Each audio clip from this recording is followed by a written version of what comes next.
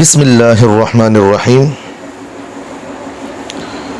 سوال کیا ہے قربانی سے پہلے جانور کو غسل دینا کیسا ہے اور قربانی کے جانور کو مہنگی مہنگی چیزیں کھلانا کیسا ہے؟ جواب دیں، عین نوازش ہوگی۔ سوال کرنے والے محمد مسعود حیدرآباد سے۔ جواب اس کا عرض یہ ہے، دیکھیے اللہ تعالیٰ قرآن مجید میں فرماتے ہیں لَن يَنَالَ اللَّهَ لُحُومُهَا وَلَا دِمَاؤُهَا وَلَكِنْ يَنَالُهُ التَّقْوَى مِنْكُمْ۔ اللہ فرماتے ہیں نہ تمہارا گوشت میرے پاس پہنچتا ہے، نہ جس جانور کو تم قربانی کر رہے ہو اس کا خون نہ میرے پاس پہنچتا ہے، کوئی چیز اللہ کے پاس ہم نے نہیں پہنچتی۔ وَلَكِنْ يَنَالُهُ التَّقْوَى مِنْكُمْ، اللہ فرماتے ہیں صرف تمہارا تقوی میرے پاس پہنچتا ہے۔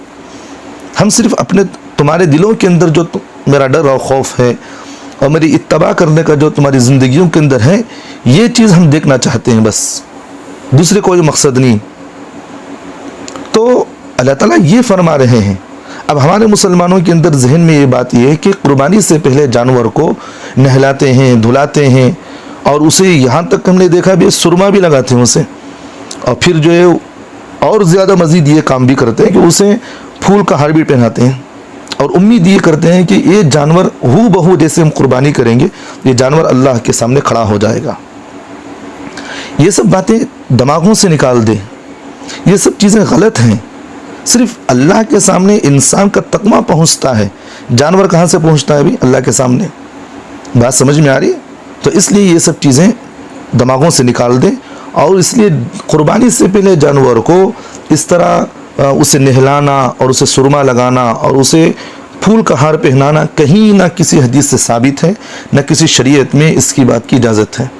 ہاں اگر گندگی لگی ہوئی ہے جسم پر تو اسے پاک و صاف کر دیں، لیکن یہ سمجھ کر نہ کرے کہ یہ جانور کو جو ہے اس طرح پاک و صاف کرنا یہ شریعت سے ثابت ہے۔ اس طرح کی چیزیں بالکل دماغ سے بات نکال دیں، کیونکہ آگے چلتے چلتے یہی چیزیں شریعت کے اندر بدعت بنے گی، اور جب بدعت بن گئی تو اس کا رواج اتنا مضبوطی کے ساتھ پکڑ جائے گا کہ پھر علماء کو اس سے عوام کو بچانا بڑا مشکل ہو جاتا ہے ہمیں۔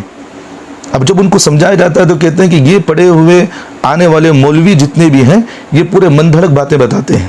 اب ان کے دماغ کے اندر جو دو باتیں دوڑاتی ہیں وہ ساری باتیں صحیح ہیں، اس لیے ان چیزوں کو چھوڑ دے۔ اگر جانور گندا ہے، حد سے زیادہ گندا ہے، تو تھوڑا اگر اسے پانی مار کر صاف کرنے کی اجازت ہے، بغیر اسے نہلائے کے قربانی کرنا یہ بہت اچھا سمجھتا ہوں میں، اور یہی کرنا چاہیے ہمیں، کیونکہ آج کل لوگ اس چیز کو اگر ہم نہیں کریں گے تو لوگ بھی یہی کریں گے، بھائی چلو نہلانا ضروری ہے، تو اس لیے اس چیز کو چھوڑے، قربانی جو ہے ایسے ہی کرنے کی عادت ڈالنا چاہیے اور کرنا بھی چاہیے۔ اور دوسری بات، ہمارے مسلمانوں کے دماغوں کے اندر یہ ایک بات زیادہ چلتی ہے، اور بہت سارے خطبہ حضرات کو بھی آپ نے قربانی کے موقع پر یہ ایک روایت کو بیان کرتے ہوئے بہت سنا ہوگا، کہ روایت یہ بیان کرتے ہیں کہ جو آدمی قربانی کے جانور کو کہلا کر موٹا تازہ کرے گا تو وہ جانور اس کو پلسرات پار کروانے میں آسانی بنے گا، مطلب وہ جانور اسے سواری بنے گی اس وقت۔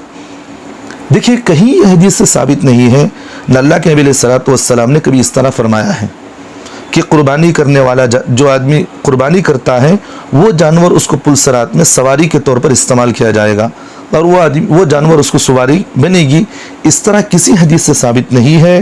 اور اللہ کے نبی علیہ الصلوۃ والسلام کی طرف اس بات کو روایت کرنا اور نسبت کرنا یہ گناہ ہے، اس لیے کہ اللہ کے نبی علیہ الصلوۃ والسلام نے حدیث پاک کے اندر فرمایا ہے کہ جو آدمی میری طرف جھوٹی بات نسبت کرے، جو آدمی میری طرف جھوٹی نسبت کرے اس کا ٹھکانہ جہنم بنا لے۔ تو اس لیے اس طرح کی چیزوں کو بیان کرنے سے پرہیز کرے، اور لوگ اپنے دماغوں سے بات نکال دے کہ قربانی کرنے سے وہ جانور انسان کو پلسرات میں سواری بنے گا، اور پلسرات میں اس کو یہاں سے وہاں تک پہنچانے کا ذریعہ بنے گا۔ یہ ساری باتیں دماغوں سے نکال دیں، یہ کہیں حدیث سے بات ثابت نہیں ہے۔ البتہ جیسا آپ نے سوال کیا ہے کہ قربانی کے جانور کو کھلانا پلانا ہے، تو کھلانا پلانا موٹا تازہ کرنا شریعت میں مطلوب بھی ہے، جائز بھی ہے، کر سکتے ہیں، اور حضرات صحابہ سے ثابت بھی ہے یہ جانور کو کھلانا پلانا موٹا تازہ کرنا۔ سمجھ میں آ رہی ہے بات؟ کر سکتے ہیں، لیکن موجودہ دور میں آپ دیکھتے ہیں کہ جانوروں کو بادام، پستے اور اس جیسی بہت ساری چیزیں کھلاتے ہیں، اور مہنگی مہنگی چیزیں بھی کھلاتے ہیں، اور ان کا محض یہ ہوتا ہے، گمان ہوتا ہے کہ بھئی یہ جانور ہمیں پل صراط میں لے جانے کا ذریعہ بنے گا۔ یہ بھی غلط بات ہے، اور بعض حضرات تو کھلاتے پلاتے ہیں اس لیے کہ لوگوں کے سامنے شو پیدا کریں، لوگوں کو دکھائیں۔ اس طرح کی مہنگی مہنگی چیزیں کھلانا شریعت سے ثابت بھی نہیں اور محبوب بھی نہیں ہے، اور یہ سب چیزیں دماغوں سے باہر نکال دیں۔ بلا وجہ اس طرح کی چیزیں کھلا کر فضول خرچی اور مال کا ضائع کرنا ثابت ہوتا ہے۔ بس اعتدال کے ساتھ جانور کو خوراک کھلائے اور اخلاص کے ساتھ اللہ کے سامنے بس جانور قربانی کرنے کی کوششیں کریں، یہ سب چیزیں دماغوں سے نکال دیں۔ اور اسی طرح بعض لوگوں کو ہم نے یہ بھی دیکھا ہے کہ قربانی کے جانور کے ساتھ کھڑے ہو کر فوٹو پکڑتے ہیں۔ یہ سب چیزیں نہیں کرنا چاہیے کیونکہ شریعت کے اندر فوٹو پکڑنا جائز ہی نہیں ہے۔ جب فوٹو پکڑنا جائز نہیں تو یہ عمل کیوں کرتے ہو؟ تو اس لیے اللہ تعالیٰ نے خود قرآن مجید میں یہ فرما دیا، تمہارا فوٹو پکڑنا، یہ جانوروں کو تم اس طرح کرنا، یہ سب چیزیں اللہ کے سامنے پہنچتی نہیں ہیں۔ بس اللہ کے سامنے پہنچتا ہے کہ وَلَٰكِنْ يَنَالُهُ التَّقْوَىٰ مِنْكُمْ، اللہ کے سامنے صرف تمہارا تقویٰ پہنچتا ہے۔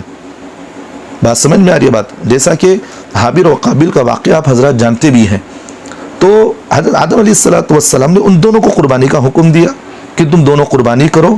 دونوں بھائیوں نے جو ہے، حابیل اور قابیل نے دونوں قربانی کی، اور اللہ نے ان کو یہ بات کی ترتیب بھی بتا دی کہ اس جانور کو قربانی کرنے کے بعد تم اس پہاڑ پر رکھ دو، اونچائی کی طرف رکھ دو۔ وہ دونوں لے گئے جو قربانی انہوں نے جانور ذبح کیا تھا، مینڈے کو، اس مینڈے کو لے گئے اوپر رکھ دیا۔ اب اللہ نے کیا کیا کہ جس آدمی کے دل میں تقوی اللہ کا اخلاص تھا، اللہ نے اسی کو قبول فرمایا۔ حابیل کی قربانی قبول نہیں ہوئی، قابیل کی قربانی قبول ہو گئی، چھوٹے بھائی کی۔ اور اللہ نے یہ بات یہاں اشارہ دی، اللہ نے یہ بتا دیا کہ اس کے دل میں اللہ کا ڈر اور خوف تھا، اور اللہ سے یہ ڈرتا تھا، اس کے دل میں اللہ کا تقوی تھا، اللہ نے قربانی قبول کیا۔ تو بس یہ بات ذہن میں رکھے، اللہ کے سامنے، اللہ سے سامنے ڈرتے ہوئے قربانی کرے کہ اللہ اس قربانی کو قبول فرما۔ اللہ جو کچھ ہم کرتے ہیں کہ اللہ اس عبادت کے اندر جو کچھ بھی کوتاہیاں ہو جاتی ہیں، صلی اللہ سے توبہ استغفار کرنا چاہیے۔ تو اس لیے ان سب چیزوں کو چھوڑ دیں، اللہ ہم تمام کو عمل کی توفیق عطا فرمائے۔